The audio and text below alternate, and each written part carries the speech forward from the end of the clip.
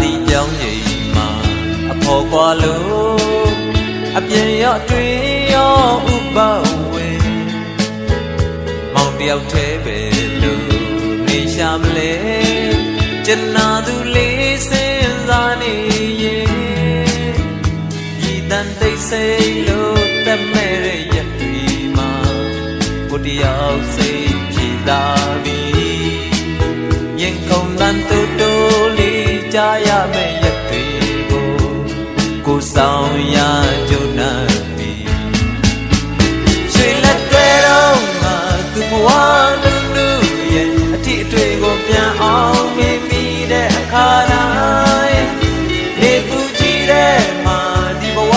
လမ်းခရီးကိုရှောက်လန်းဖို့ခံနိုင်ရဲ့စွမ်းအားနဲ့ပြေရွှေပါပြင်အတော့မှာသူအနာဖွာဖွာရဲ့နူးညံ့မှုပြန်အမှန်ရမိတဲ့အခါတိုင်းပျော်အောင်အိမ်မရတဲ့ဒီည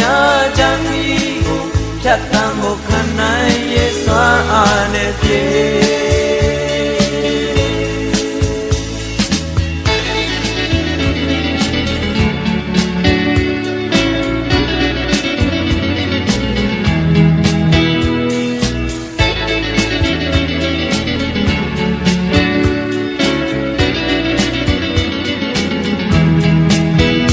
နာနေချာနေရင်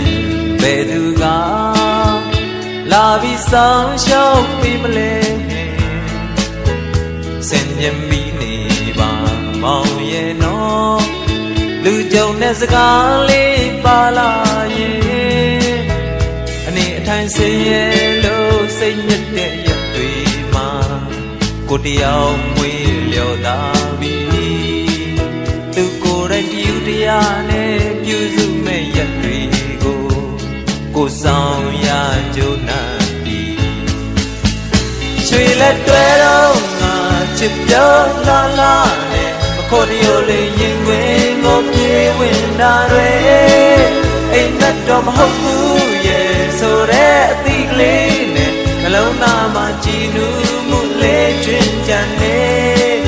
ရွှေနဲ့ရဲ့ဆိုတော့ဝါစားလေးနဲ့